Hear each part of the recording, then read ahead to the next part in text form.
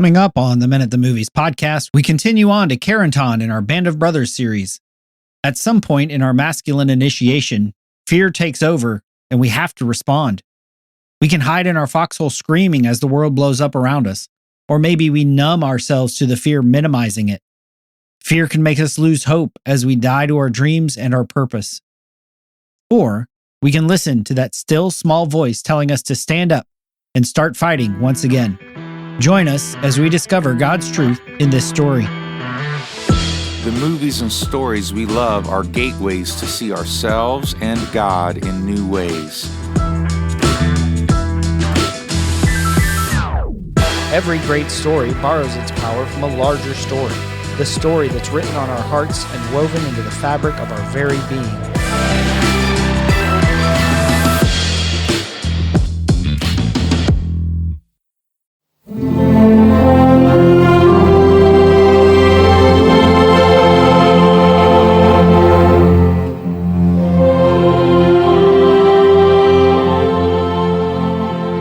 Hello and welcome to the Men at the Movies podcast. My name is Paul McDonald. We're entering into week 3 of our Band of Brothers series, Carentan. And so for this episode, I'm bringing in brand new to the podcast, but somebody who actually lives in Charlotte, who I've spent a lot of time with over the years, my buddy Juan Velazquez. How you doing today, Juan? Oh, fantastic. It's great to be on the show with you, Paul. I'm truly, truly excited to see what we have going on today. Yeah, we've been walking. We say walking the path together for several years now. Don't know, probably 2015-ish when we intersected, and so we've been connected through our local men's ministry here, the Carolina Outpost, and that's where we spend most of our time together. So I'm excited to spend some time just talking about some stuff while we're not up in the mountains of North Carolina. Some regular stuff. So. Right. Yeah, sort of.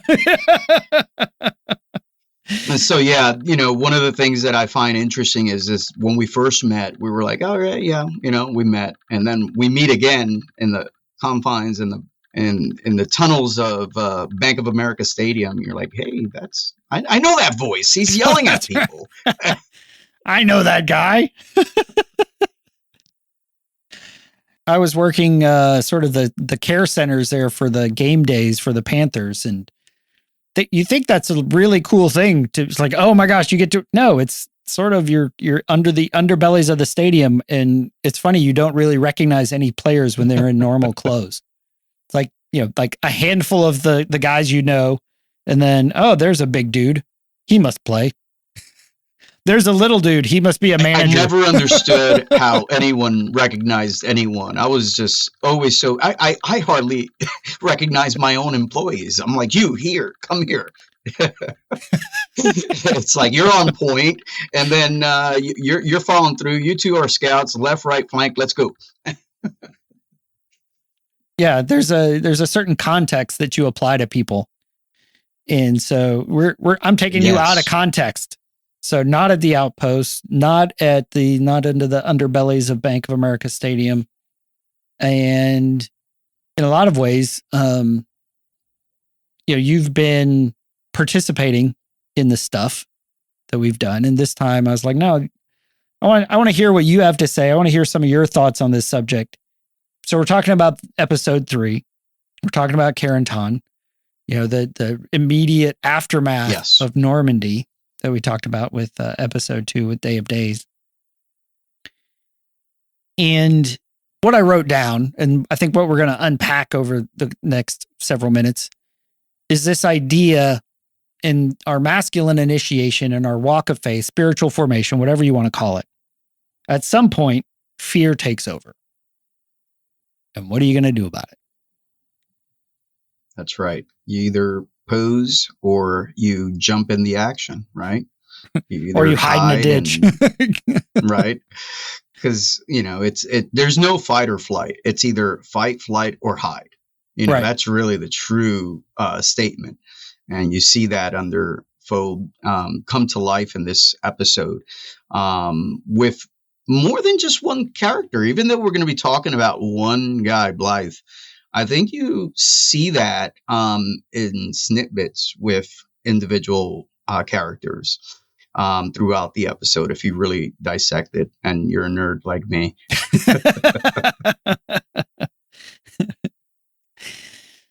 So as you mentioned, the main character is Blythe, and we see him and he's sort of lost. He's drifting.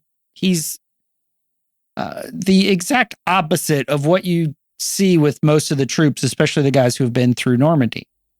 They're all hard charging. They know what to do. He's just sort of, he has to be told. He has to be kind of kicked. It's like, come on, Blythe. Come on, Blythe. As the episode goes along, they have to take this town of Carentan, and they immediately come under fire. They jump in the ditch. You see, she's going down very much like old school Will Ferrell streaking. We're going streaking to the quad, but nobody's behind him. And this idea, you talked about the hide or the freeze, it's that flight panic or freeze. It's that panic, right? Right. You're right.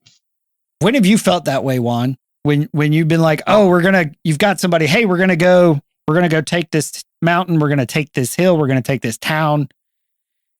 Like, we talk about this, God calling you into certain things, and you sort of freeze and you freak out. You're just like, later in the episode, we'll see Blythe in a firefight, just screaming, covering his ears during it. Just, I want to be anywhere but here. So hiding in the foxhole, hiding in the ditch. What does that look like in our normal everyday lives?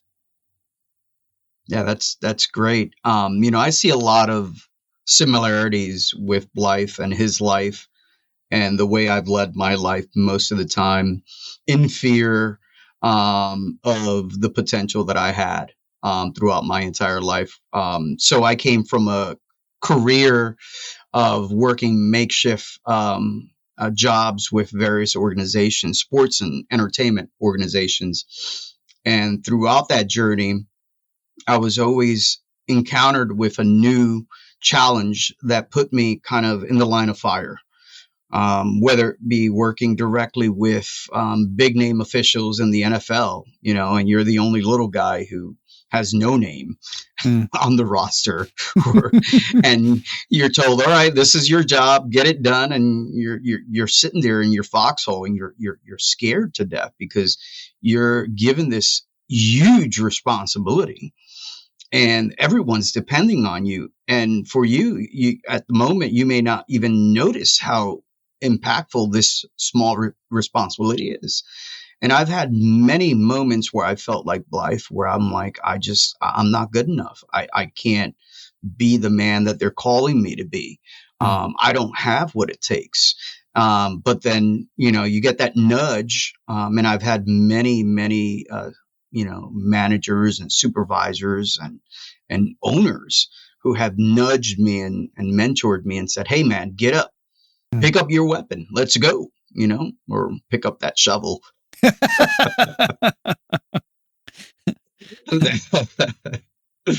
But it's highly interesting because in faith we develop this this construct in our mind, right, that we're not good enough, and we attach it to our faith in such a way that we become numb to the prayer. We become numb to the process. We just kind of go through the motion of going to church, maybe providing some help at an outing. And then you just, revert back to, all right, well, this is it. I'm resigned to being this man. That's it. When in fact, God is really calling you to be something bigger and greater that he has already written for you. And I think Blythe eventually sees that, and we'll see that, I'm assuming, in one of the clips. But I find it interesting that it took one moment of being scared beyond approach during his return of finding F Company, right? He's walking around the woods and he sees this dead soldier, this dead Nazi. And he's stopped in his tracks. He thought he was dead, And in fact, he wasn't. It was a message. It was foreshadowing his long-awaited commitment that he was planned to have with, his destiny that God had written for him. Yeah, I think it's interesting how you brought up that idea. Like, he's in this first clip we're going to play where he's in the aid station, because in the first big battle, when they're taking the town of Carentan, he gets what they call hysterical blindness. There's nothing physically wrong with him, but he can't see. And because what he ends up saying mirrors exactly how you were feeling in that room, of when they're like, hey, do this huge job, do this big thing. Or they're like, who are you? Why are you here? Your name's not on the roster. Right. And now you get handed this job to do. On the outside, you're trying to be calm, cool, and collected, right? But on the inside, you're screaming. On the inside, you're like, wait, where's the ditch? Where can I go hide? And so in this scene, we see an interaction between Captain Winters and Blythe, because he's in the aid station. Winters is there because he got shot in the leg. And he sees one of his men there, and he wants to go check on him. So he goes to Blythe and asks him what's going on. Blythe? It's Lieutenant Winters. What happened? I don't know, sir. When things, they just kind of went black on me. Oh, you can't see? I think, sir. I can't see a thing. Well, you just take it easy, Blythe. I'm gonna get you out of here. Get you back to England. It's gonna be okay. Sir, I didn't want to let anyone down. Just take it easy. Okay, son.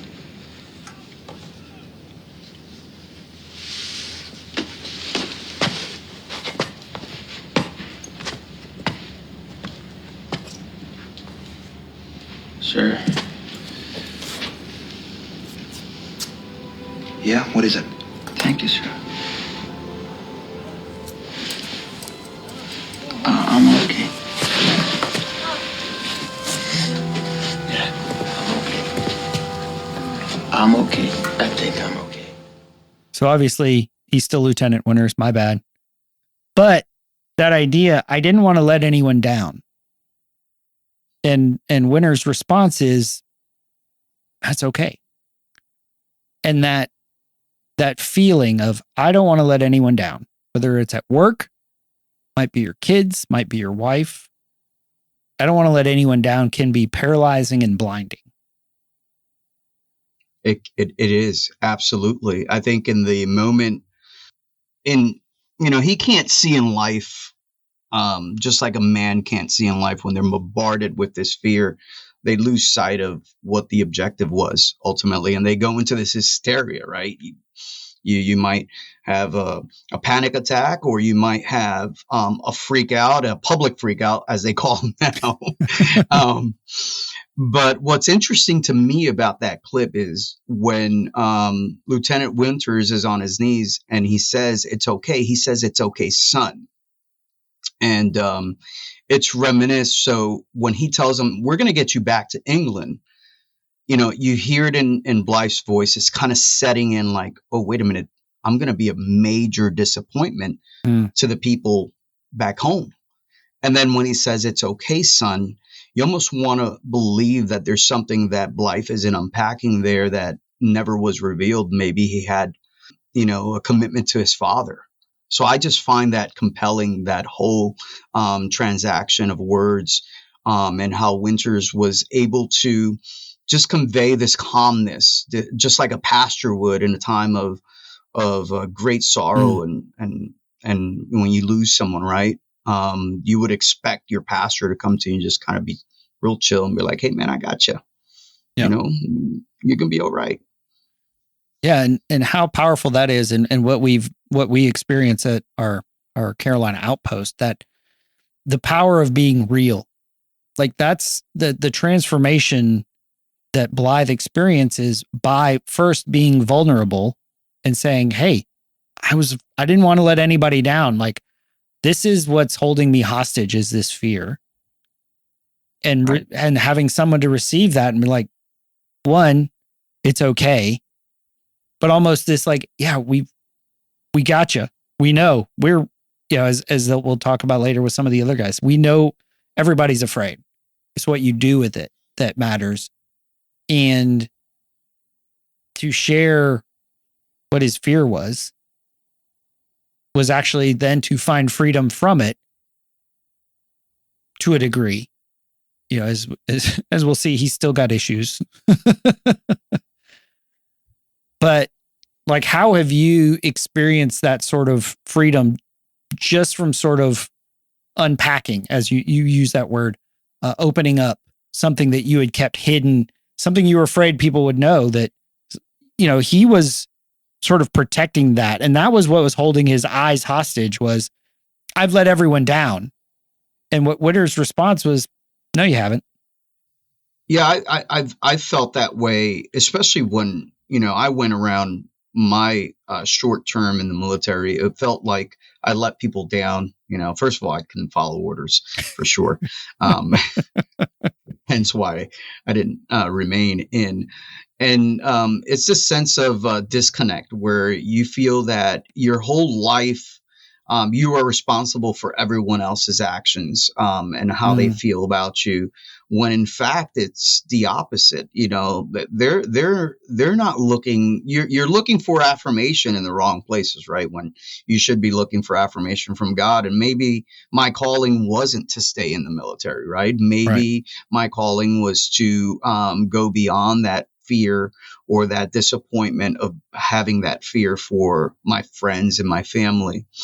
Blythe eventually understands that he doesn't need to affirm that to anyone but himself.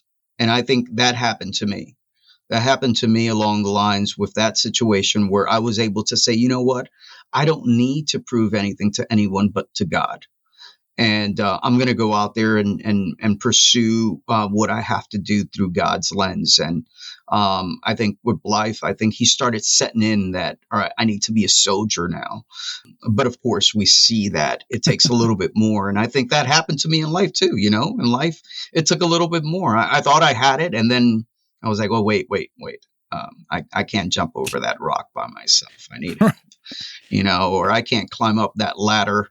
At a particular stadium that I will leave unnamed in Philadelphia. People are going to see me. I'm scared. I'm going to be trembling. It's that fear that kept Blythe from his destiny. And eventually it manifests otherwise. Yeah. And there's a fear that's crippling, like in this one, like he couldn't see. It's whether it's you're blind to something or you're frozen or you're hiding. And then there's like it's sort of an internal thing that needs to be released and unlocked. But then he's going to come to experience a different or a different fear. And, we're sort of painting Band of Brothers, a series, as a sort of arc of masculine initiation. So when these things happen, we're like, oh, I'm fixed. I'm free. I can see. Well, just because you see doesn't mean you can fight. And so we sort of fast forward to these next couple scenes because they all happen almost back to back to back. And there's these three reactions to Blythe basically saying, I'm afraid. How do you do it? They're in one hedgerow. The Germans are in the other hedgerow. And they're sort of hunkered down for the night. And the one of the lieutenants, Lieutenant Walsh, comes over. And it's interesting because he's pretty drunk. His canteen is pretty heavy at that point. Yeah, I don't think his canteen is full of water when he offers Blythe a drink. And so Blythe is asking the leaders, the men around him who've experienced and gone through this, he's like, how do you handle your fear? And so in this scene, Lieutenant Walsh has jumped into the foxhole with him, and he sort of checks in on him, but checks in on him in a very superficial way. How you doing, Blythe? I'm okay, sir. What happened to the aid station today? Doc really called it hysterical blindness. Thank you, sir. You know what they said in basic? Dehydration's a soldier's worst enemy. Yeah. Yeah. It's a game, Blythe. That's all. We're just moving the ball forward 1 yard at a time. Nothing but a game. What is, sir? This. The whole thing. No. Thank you, sir. Just a game. Walsh's response is to numb out with some alcohol. And it's just a game. It's just a game. We're just moving the ball 1 yard at a time. It's just a game. And how does that approach minimize the impact and the importance of the fear that we face? Yeah, that's great. A great point, a great question, because when you initially hear the conversation, Walsh comes in and he's got this bravado about him. Here the other guys are talking about the Nazis on the other side. Hey, what are they singing about? Right? You don't hear that in this scene, but it's just prior to this. And then out of nowhere, Walsh comes in and the code is flash thunder, right? Which is something that dates back a while. I don't know the date. Right. But it is something you use in war, and it's a code to identify yourself and not be known as the enemy. But what you see here is Welsh comes in and he doesn't even reply until the very end, until they actually see his face. And he's got this cocky look, drunk, obviously. And he asked Blythe the questions about, hey, what did they say? But he really didn't want an answer. He really didn't care. When he hears the answer about hysterical blindness, and it's so faint and so small, but he really doesn't care. You start developing this sense that he's a complete jerk. Yeah, he offers him a drink from his canteen. Yeah, and then he's like, here, have a drink, calm down, slow your roll, and I've met many people in my career that have kind of had that attitude, like whether they're below me or above me, who have not taken anything or any of my work or any of my fears serious.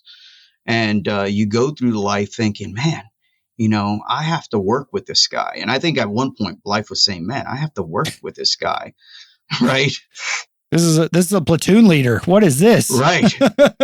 So, he tells him this, this one-liner. It's a game. That's all hell. We're just moving the ball forward 1 yard at a time. And I know that he's trying to give him, at least Welsh thinks he's giving him some really good advice. And in some ways he is, because he's affirming, look, man, this is just like a chessboard, and we're moving pieces around, and whoever gets to the last piece wins, right? No empathy, no feelings, no nothing. When in fact, soldiers need people quite the opposite. Soldiers need people who will have that same attitude, but with a sense of caring and a sense of acknowledgement, and that propels them to work harder. Welsh is like the uncle at the Thanksgiving table where everyone's like, yeah, that's really sad about what happened on the news yesterday. And he's like, all right, just can you pass the potatoes? Like, he doesn't care. And in some ways, that's great. He doesn't want the turkey. He wants the wild jerky. Yeah.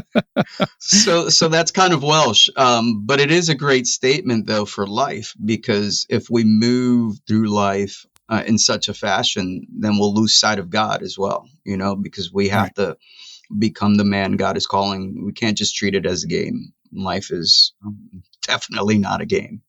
Yeah, I didn't really catch that he didn't care about Blythe's response. He didn't care about his answer. And his actual reaction to Blythe's ailment, his predicament, wasn't even a kind, it's okay, like Lieutenant Winters gave him. It was, want a drink? Because that was his way of dealing with the pressure. It's interesting how you have both scenes play immediately back to back so that you can see the contrast and the challenge that he's had to deal with, so that you don't feel like, oh man, I'm so tired of this guy feeling sorry for himself. No, it wasn't about that. It was about all the challenges, about all these men that are around him, and he's trying to emulate, but he can't find the right spot. He can't find the right image to fit in, when in fact he was his own image. He had to set into his own boots. He had to, walk his own path. And the entire time he was trying to figure out, can I be like him? Can I be as brave as him? No, you don't have to. You just have to be Blythe. And so you contrast Walsh's reaction, response, whatever you want to call it, looking at it like a game, minimizing it, drinking. How often do we respond that way to our fear of, or a hard day at work of, let me go home and take a drink, maybe a fifth, maybe I'll finish off the bottle tonight, or video games, or porn, or weed, or it's basically your way of checking out. It's like, it's just a game. It doesn't matter that much. We're just pawns on a chessboard, right?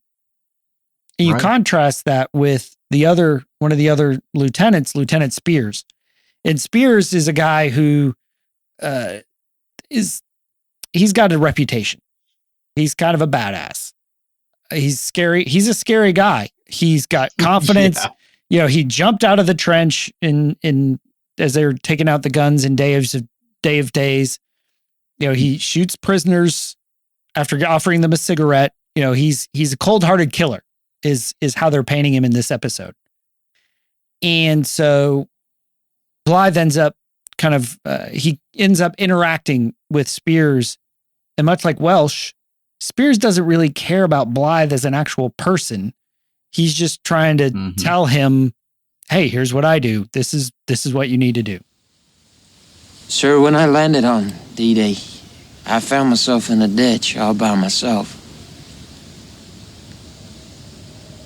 I fell asleep. I think it was air sickness pills they gave us.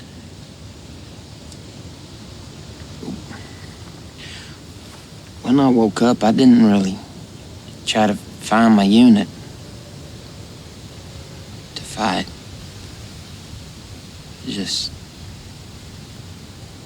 I just kind of stayed put. What's your name, Trooper?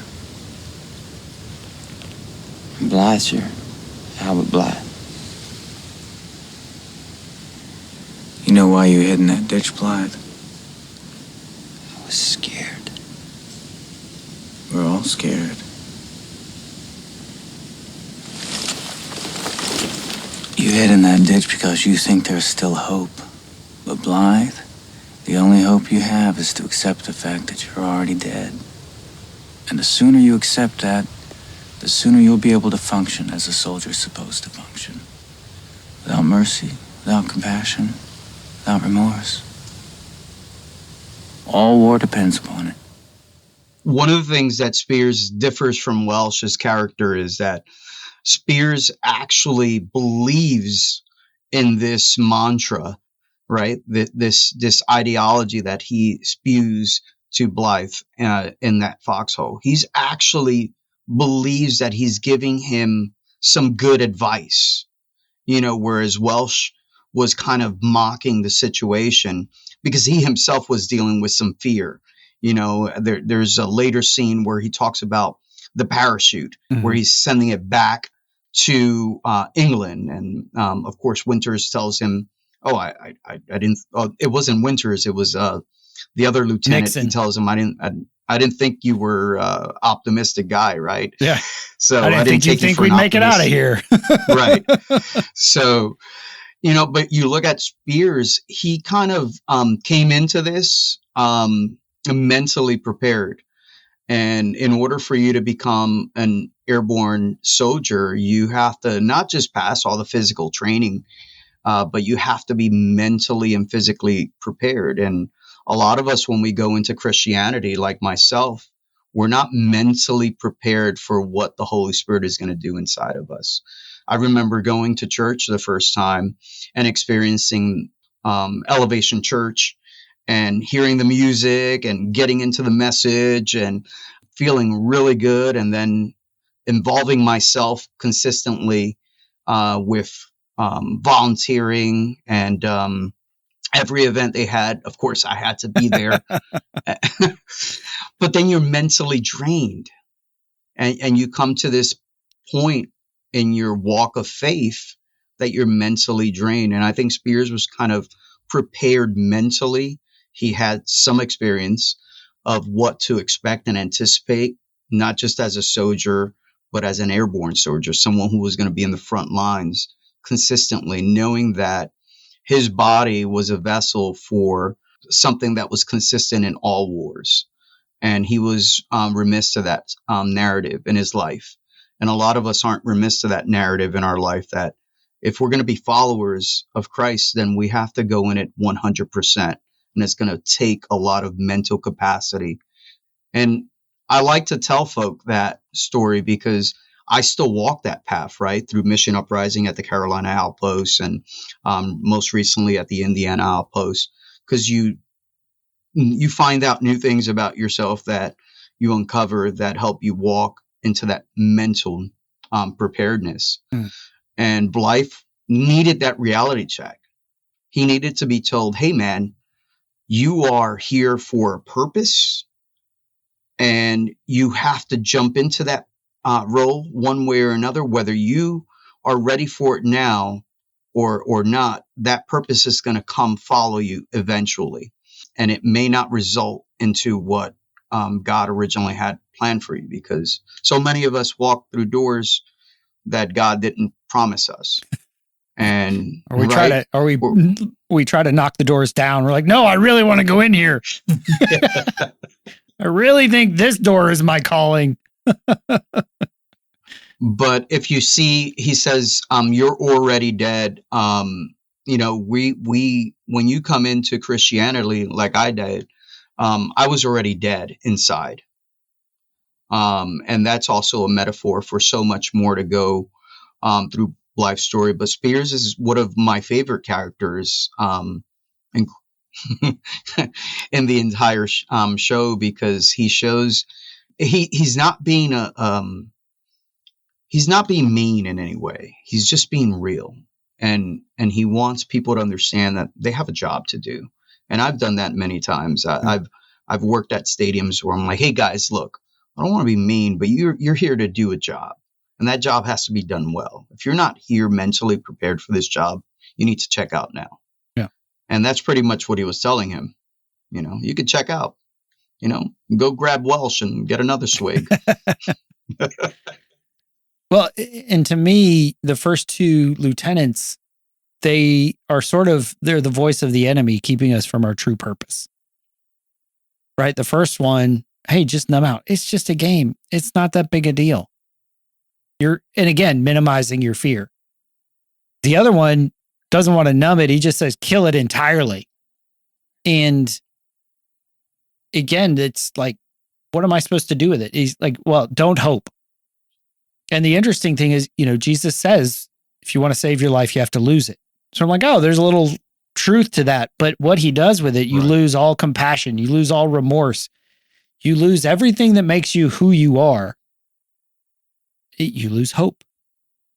Don't hope. You're dead already. That's a very hopeless, a very dark existence. But I do agree, Spears is one of the more interesting characters, because we'll see in a few episodes a little bit of his complexity. And just one more thing, you mentioned the word hope, and I love that he says that to him. You might say, well, why do you love that? Right? Because in contrast, by him eliminating that factor immediately in Blythe's equation of What am I going to do? I need hope. I need some salvation here. When we go into, a lot of us who are broken, we look at religion that way, like, hey, hands up, right? Hope, come to me, right? I'm waiting for it. And then hope doesn't arrive. You're like, what's going on? And then someone says, hey man, if you want something, you have to work hard at it. So just because you raised your hands and said, I need hope, I need this, it's not going to happen. You have to jump in the fight. So I think Spears was kind of telling him, hope. Yeah. You'll gain hope as you're dodging the bullets like the Matrix. Yeah. Just get in the fight. Yeah. Get in there. Do your job. So God calls us to go to church, do our jobs. Don't just say, hey, I need $100,000, God.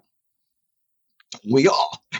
That'd be nice. I'm really praying and hoping that you do it. Well, if you want it, here, I sent you an Indeed email 6 weeks ago that you never opened, that you deleted, and it was for $100,000 paid job. There you go. Right. So you kind of have to, and I love Spears for that, because a lot of people will write him off for that statement. And I think that statement is more profound than people can realize. What we find and what Blythe finds is, again, these conversations happen at night before the battle actually starts. And when the battle actually begins, when the bullets start flying, Blythe finds himself alone in his foxhole. And he's screaming, trying to cover his ears. Bullets are, kicking up dirt and leaves everywhere around him. As we sort of talked about earlier, you don't think you're going to make it when the world is blowing up around you. And the fear, he hasn't gone blind, but he's still a slave to it. And we're going to talk a lot about this in our next episode, and as we talk about replacements. But this idea, like, we need someone to show us how to do it. Like you mentioned, being involved with the men's ministries, the outpost, and then Mission Uprising up in Indiana. And what you see is you get surrounded by guys who are in the foxhole with you while the bullets are flying. It's great behind the lines. There's nothing going on. These guys, well, just do this. But when the bullets start flying, you need somebody right there beside you. Once again, in his moment of need, Lieutenant Winters shows up for Blythe, and you see him, he's shouting instructions, but encouraging, but the way that he interacts with him, and the fact that while these bullets are flying, Blythe is hiding in his foxhole, and Winters is up standing next to his foxhole, yelling instructions, is just one of the best scenes of this episode.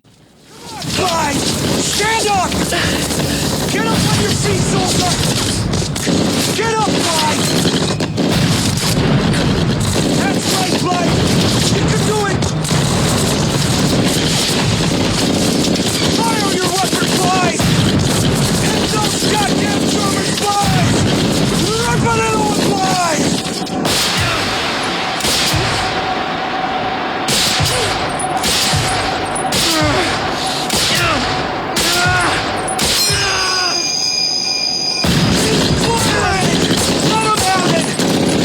Keep firing! Don't slack it off! Let him have it, Blythe! Pour it on him, Blythe! Blythe gets up. He's not aiming, but at least he's shooting. And when we're paralyzed with fear, when we're blinded, we need some interaction there. But the thing is, what do you need to do first? He's cowering in his foxhole. Stand up, Blythe. Be a soldier. Like, remember who you are. Fire your weapon. And it doesn't matter that he's not aiming. Just fire it. Pour it on him. Not just fire. It's like, keep firing. Once you did it once, do it again. In that, when we those moments when fear takes over, man, I just want to do nothing because I'm afraid I'm going to make another mistake. I've had many times where I felt like Blythe in that foxhole, shivering and unsure and unmotivated to the point where I've had to be removed and given, some type of, recovery. But in this case, with Blythe, it's not so much of a recovery that can be postponed. It's immediate. What I like about the scene is something that most people might miss. And I think it was intentionally done this way. I think Heavenly Father had it intended that this scene was going to be taught around so many men's ministries. So when we go to Winters approaching the foxhole, you only see him once, and then he kind of disappears from the scene as his voiceover is talking to Blythe and encouraging him, telling him, get up, get out, fire a weapon.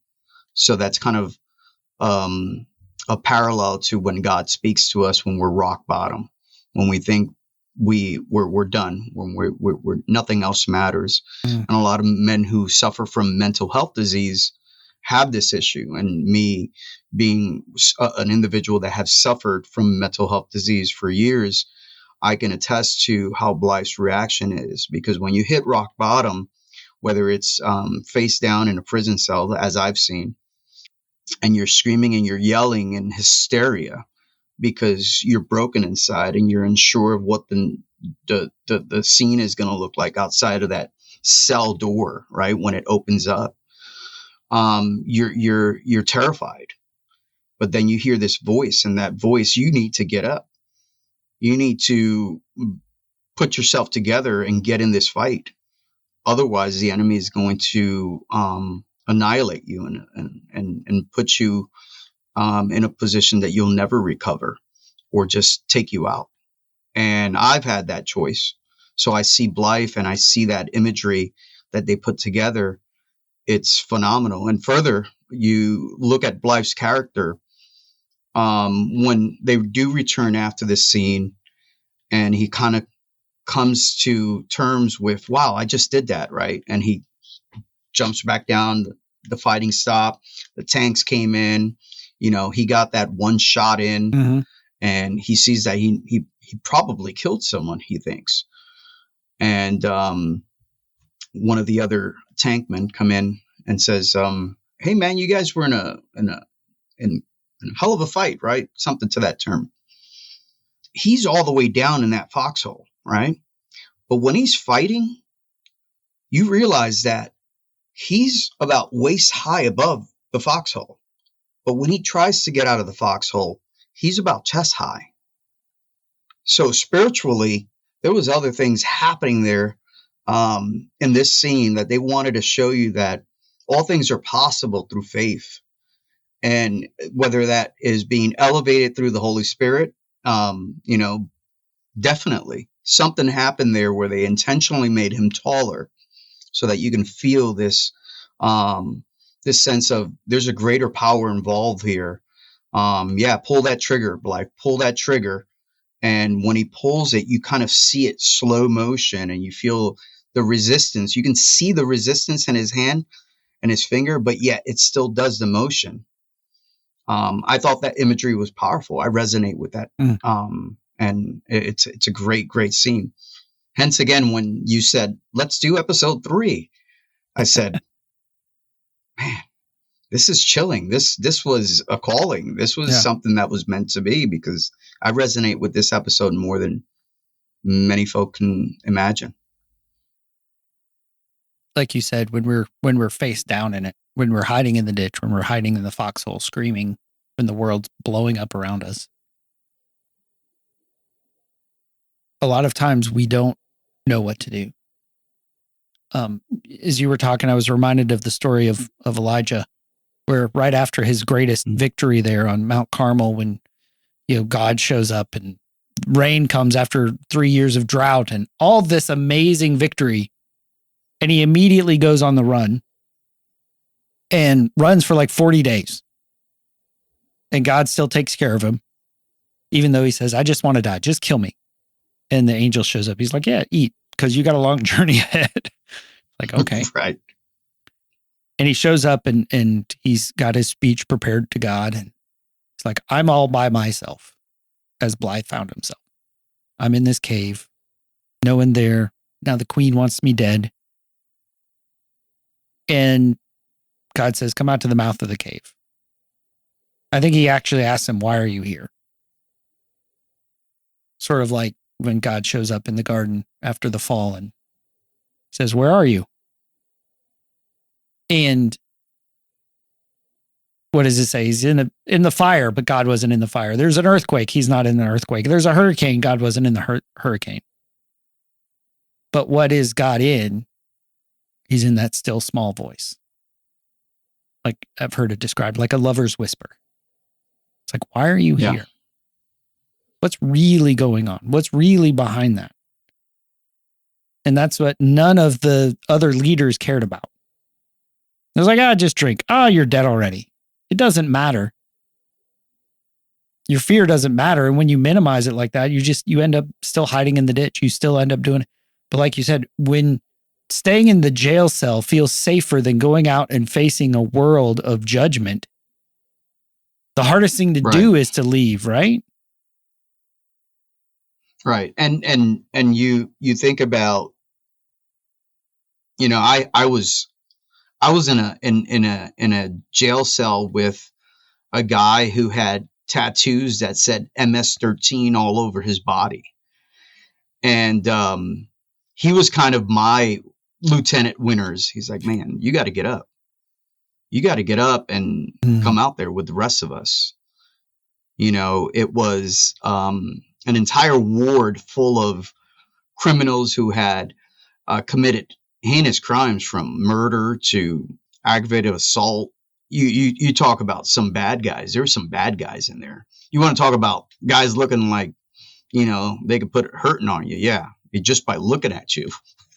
Yeah. So, when you think about Blythe, he's like looking at this tank now. He's like, what? That's like me looking at all these big guys. Yeah. I'm like, all right, I'm going to retreat back into my foxhole. I'm ready to be dead already. It felt good having someone by my side. And this guy didn't know me at all. He had just met me that evening. And I'm like, whoa. You look at Winters. Winters represents that father figure in our life that so many of us may have not had and that we seek comfort from, who's always telling us these righteous things and being very firm, but at the same time, just being very caring and gentle, always having a teaching moment. And this was kind of a teaching moment for him. Winters was a calm, collected individual. As you can see, previous episode, he only had one drink. Yeah. So, and we're going to do a deep dive in a couple episodes on Winters' leadership qualities and what makes him stand out as a leader to emulate. It's in a couple episodes here when we do Crossroads with Whaler. So Juan, any sort of final thoughts as we wrap up when we consider Blythe's journey of transformation? They show a scene after that battle of like 2 or 3 weeks after where he's taking point now in the next patrol. And that transformation of how you go from somebody who's hiding in a ditch, hiding in a foxhole, suffering from blindness, and is now volunteering to go be the point on a mission. How does that, we've discussed how, having that person to show you. And like I said, we're going to really deep dive into that next week with Replacements with John Anderson. And so I guess the final concluding thoughts on this episode. What do you got? So yeah, it's during the moments we feel safest, right? Through our walk in Christianity, that the enemy attacks. We let our guard down. Being a follower in Christ is a daily battle. This is not just something you put on Sunday or at the dinner table to pray about, or when your friends come around for your fire pit. This is real deal. This is something that you're affecting everyone around you, unbeknownst to you, one way or another. So Blythe affected everyone in his platoon after that. It left an impression on all of them as a reminder that, yes, you have to have this mindset, but you also have to guard your heart. That's good, because you see, like, they knew his issues before. They knew he was sort of a liability in the battle. They knew that he got blind, hysterical blindness, right? Well, but now he's transformed. Like, it's one thing for a battle hardened guy to go up and get shot, because it's more surprising than anything. But for someone who you've watched them transform to go and get shot, it has a bigger impact, I think, because you knew how far he came. And right. We talk about you never know a man until you know his story. And so, Juan, thank you for coming on and sharing some of your story today, and talking about this episode and how it resonated with you. Well, I'm truly grateful to have this opportunity, and I'll be happy to come back and talk about any other episode or movie or anything else you have in store. Bring it. Come get me. So thanks again, Juan. And so hope you guys enjoyed it as we continue our journey through Band of Brothers. I hope you join us next week. We're going to dive into episode 4, which is Replacements, with my buddy John Anderson, sort of springing off what we just talked about with Winners, of what we really need as a mentor, and not just receiving that, but how to be that as well, how to become a Sergeant Randleman. And so this has been Paul McDonald and Juan Velazquez talking about Band of Brothers, episode 3, Carentan. And I hope you join us next week here on the Men at the Movies podcast. Something inside has been awakened. I can no longer be who I was before. But if I am no longer who I was, who am I to be?